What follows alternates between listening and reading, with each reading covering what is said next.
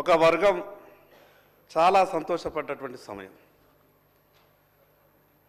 కామారెడ్డి సభలో BC declaration చేసిన తర్వాత స్వయానా దేవుడే భూమి మీదకి దిగొచ్చిండేమో, అందుకే మాకు 42% అమలు చేయడానికి రేవంత్ రెడ్డి గారి రూపంలో ఆ దేవుడే మాట ఇచ్చిండేమని అంతగానం సంతోషపడ్డారు అధ్యక్ష. కానీ ఈరోజు ఈ పరిస్థితి చూస్తే మేము సంతోషపడ్డాం ఆ రోజు, ఈరోజు బాధపడాల్సినటువంటి పరిస్థితి తెస్తున్నారేమో అని అనుమానం కలుగుతా ఉన్నా.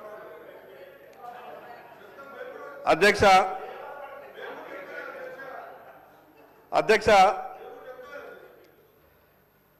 బీసీ డిక్లరేషన్ గురించి 42% స్థానిక సంస్థలలో రాజకీయ అవకాశం కొరకు ఆ ఒక విషయం మీదనే ఎక్కువ చర్చించే ప్రయత్నం చేస్తున్నారు.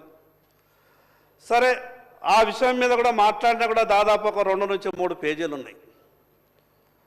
సంవత్సరానికి 20,000 కోట్ల రూపాయల నిధుల ఖర్చు కావచ్చు.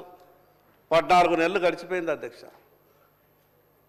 20,000 కోట్లు కాదు కదా, 20 కోట్లు కూడా, అది మిగతా విషయాలు చెప్పొచ్చు. కానీ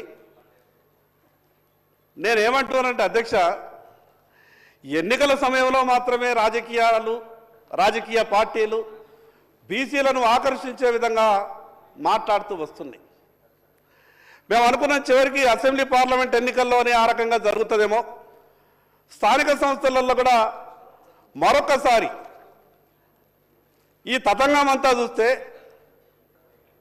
మా మనసులో ఎటువంటి కల్మషం లేదు, మేము ఇవ్వడానికి సిద్ధంగానే ఉన్నాం. కానీ మీకు తెలుసు కదా సుప్రీంకోర్టు ఏమన్నదో, పార్లమెంటులో చట్టం ఏ రకంగా ఉన్నదో.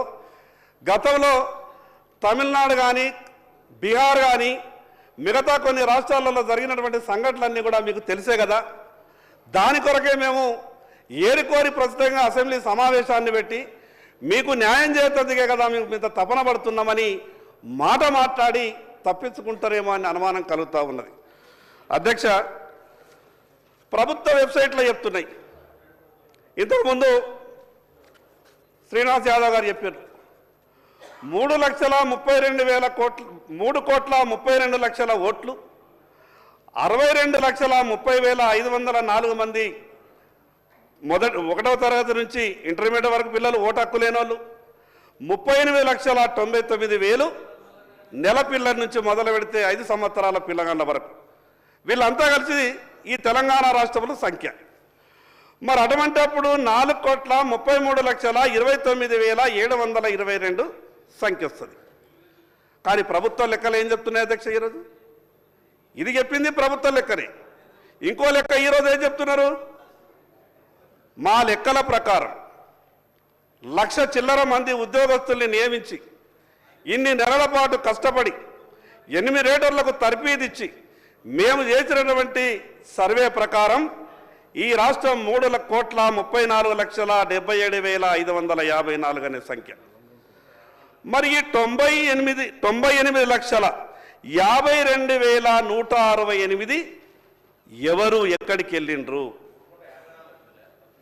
3,30,00,000 ఈ సంఖ్య తీసేస్తే 4,33,29,722 ఒక అధికారిక వెబ్సైట్లో ఉన్నటువంటి లెక్క. దాంట్లో 3,32,00,000 ఓటర్లు అన్న. నేను చెప్తున్నది అధికారిక వెబ్సైట్ లెక్కనే చెప్తున్నా, ప్రభుత్వం పెట్టినటువంటి వెబ్సైట్ లెక్కనే చెప్తున్నా. అయితే ఈ 98,52,168 మంది తక్కువ ఎస్సీ మీద చూపిస్తున్నారు. సరే, తక్కువ ఎస్సీ చూపిస్తున్నారు.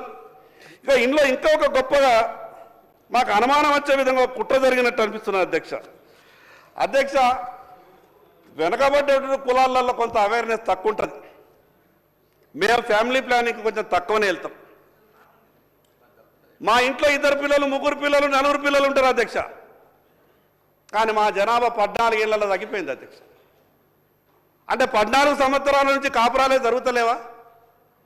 ఆ కుటుంబాలలో పిల్లలే ఉడతలేరా? అసలు ఈ సంఖ్యని ఏ రకంగా నిర్ణయించారు? నేను గౌరవ ముఖ్యమంత్రికి మీ ద్వారా విజ్ఞప్తి చేస్తున్నానంటే, మీరు మాట ఇచ్చిండ్రు ఏం తొందరపడకుండ్రి. స్థానిక సంస్థల ఎన్నికలు 6 నెలల తర్వాత పెట్టుకుని ఏం కొప్పలు మునిగేది ఏం లేదు. కానీ మీరు ఎక్కడ స్థానిక సంస్థల ఎన్నికల సమయంలో పెట్టకుంటే ప్రభుత్వానికి చెడ్డ పేరు వస్తుందనో మీకు వ్యతిరేకత వస్తుందనో బీసీలకు మాత్రం అన్యాయం చేసేటటువంటి ప్రయత్నం చేయకండి. ఒక పక్క మీ నాయకులు రాహుల్ గాంధీ గారు పార్లమెంట్లో నిన్ననే మీరంతా కూడా ప్రసంగం వినిండొచ్చు. ఎంత గొప్పగా మాట్లాడారు అధ్యక్ష. చాలా సంతోషం అనిపించింది అధ్యక్ష నాకు రాహుల్ గాంధీ గారి మాటలు వింటే. ఎక్కడ ఈ తెలంగాణ రాష్ట్రంలో అమలైపోతాయి అనుకున్నా. రేపే మా శాసనసభ సమావేశం ఉన్నది. వీళ్ళు మొత్తం కూడా లెక్కంతా పెట్టి రాహుల్ గాంధీ గారి మాట విని తెలంగాణ రాష్ట్రంలో అమలు చేస్తారేమో, నా బీసీలంతా కూడా సంతోషపడతారు, మా ఇన్ని సంవత్సరాలు మా బీసీలకు జరిగినటువంటి అన్యాయం అంతా దూరం అయిపోతుందేమని నేను చాలా సంతోషపడ్డాను. కానీ అధ్యక్ష ఇక్కడ జరుగుతున్నది ఏంటిది? పార్లమెంట్లో రాహుల్ గాంధీ గారు మాట్లాడినటువంటి మాటకు తెలంగాణ రాష్ట్రంలో జరుగుతున్నటువంటి తీరుకు ఎక్కడ కూడా పొంతల లేనట్టు అనిపిస్తూ ఉన్నది. అధ్యక్ష మాకు జరుగుతున్నటువంటి అన్యాయం అంతా ఇంత కాదు అధ్యక్ష. మేము ఏం పాపం చేసుకున్నామో అధ్యక్ష, మాకు రాజకీయ పార్టీల దగ్గర టికెట్ల కాడికి వెళ్ళి మా పంచాయతీ మొదలవుతుంది.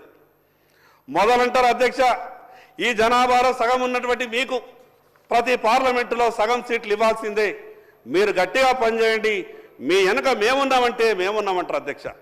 ఎట్లయితే ఎన్నికలు సమీపిస్తాయో అప్పుడు